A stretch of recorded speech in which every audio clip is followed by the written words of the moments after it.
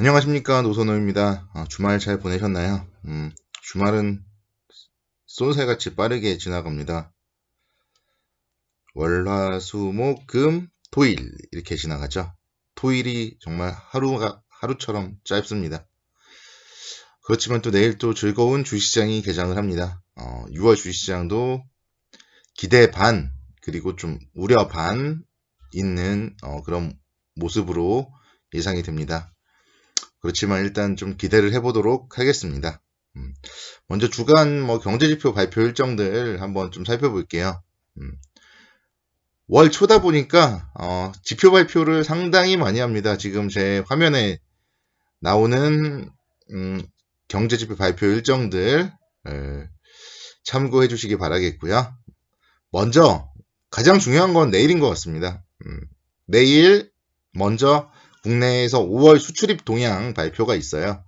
그래서 지난번에 보면 5월 1일부터 10일까지 수출입 동향은 좀 좋지 못했었고 11일부터 20일까지 좀 회복 국면을 보여줬어요.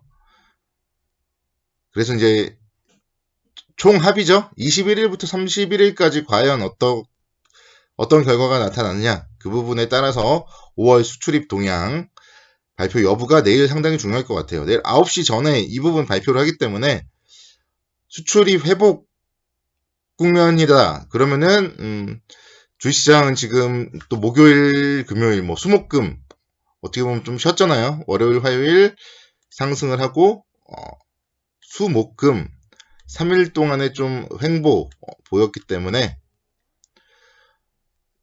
경기 회복에 대한 기대감이 나타난다면 월요일 오전장부터 좀 시장은 다시 한번 좀 한 단계 레벨업을 위해서 힘을 내지 않을까 그렇게 보고 있고 그 부분에서 실망스러운 모습이 나온다면 역시 지금 2000한 40포인트, 2050포인트 이 정도에서는 더 이상 좀 한계구나 이렇게 이제 나타난다면 2000선을 좀 하회하는 그런 조정이 나올 수도 있다. 그렇게 볼 수 있겠습니다. 그래서 내일 같은 경우는 좀 오전장은 좀 관망을 하는 게 나을 것 같아요. 그래서 내일 오전장에 좀 조정을 보인다면 섣불리 매수하지 말고 조정을 보였을 때는 2000선 아래를 좀 기다려야 된다. 그렇게 말씀을 드릴게요.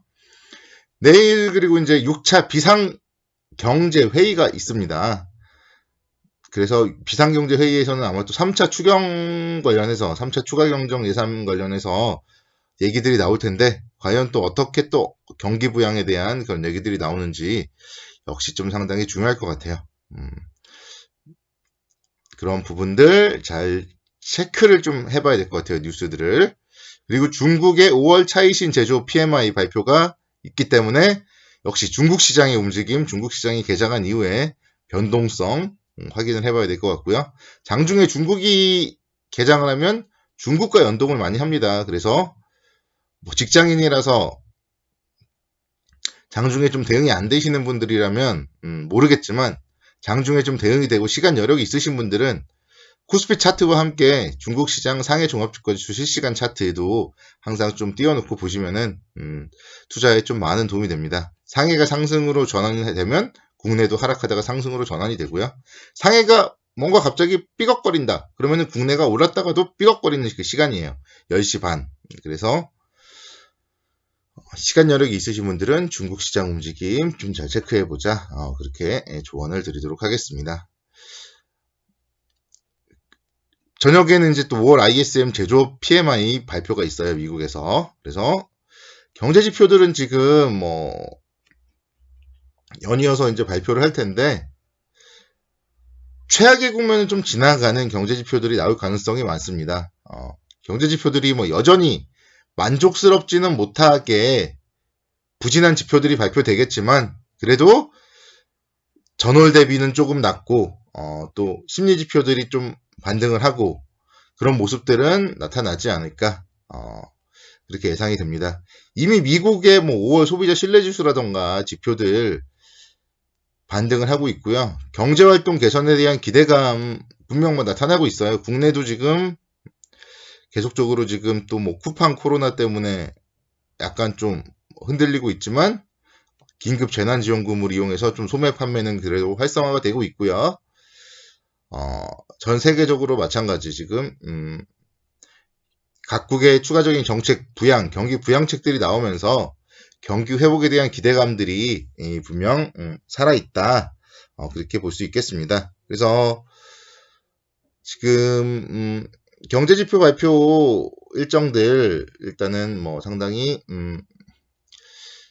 그래도 좀 긍정적으로 예전보다는 낫지 않을까 그렇게 보고 있고요. 특히 이제 EU 쪽에서 지금 7,500억 유로 규모의 뭐 재정 부양 패키지가 다시 한번 더 시행 가능성이 있습니다.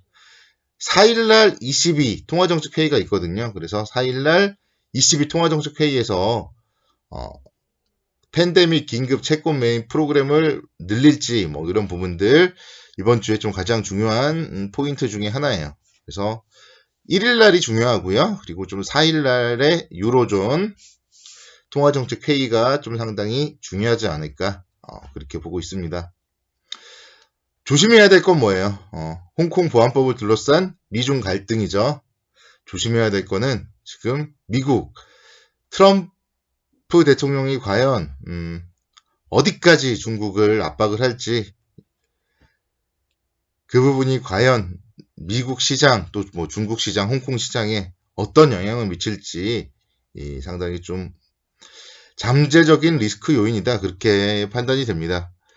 사실 일주일 정도 불거졌는데요. 시장의 악재로서 시장에서는 그렇게 큰 악재로 해석을 하지 않고 크게 반영이 되진 않았어요. 계속 우려감은 계속 나타나는데 크게 뭐 하락을 한다거나 그런 모습들은 나타나지 않았습니다.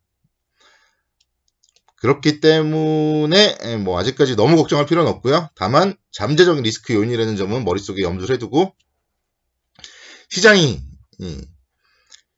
소문을 통해서 또 하락할 때 이유를 붙이면서 하락을 한다. 그러면 역시 시장이 옳기 때문에 그 시장에 받아들여야 됩니다. 그래서 시장이 악재로 21선 이탈할 때는 조심을 하자. 그것만 주의를 하면은 그렇게 좀 큰 문제는 없을 것 같습니다. 신규 뭐 관세 부과 가능성도 있고요. 또 중국 기업에 대한 뭐 추가적인 제한 등 제재 카드는 얼마든지 많기 때문에요.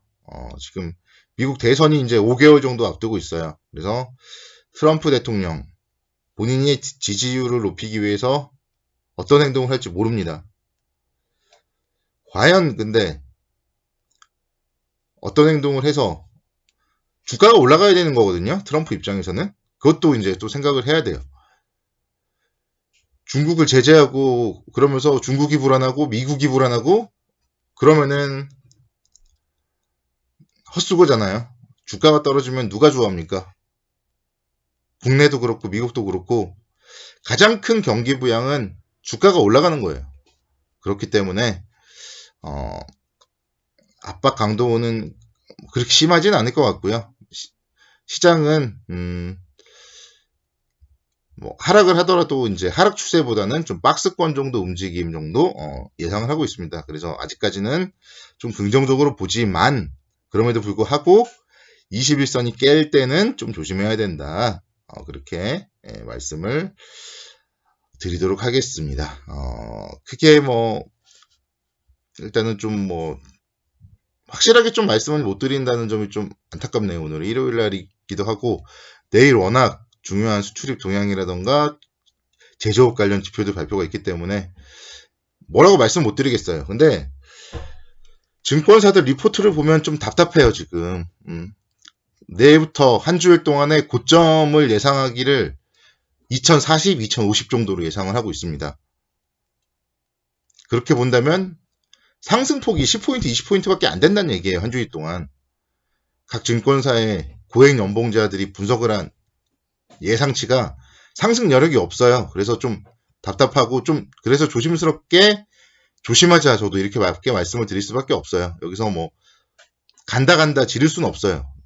그래서 잘 좀 보고 좀 대응을 해야 될 것 같고 만약에 월요일날 조정을 받는다면 2000선 아래 정도 2000선에서 사면 2050 그래도 50포인트 먹을 수 있잖아요. 그래서 2000선 아래 정도 기다렸다가 매수 포인트를 좀 잡자. 이 정도로 좀 정리를 해드리도록 하겠습니다. 그래서 너무 급하지 않고 좀 차분하게 좀 대응을 하셔야 되는 그런 6월의 시장이다. 이렇게 정리를 드리겠습니다.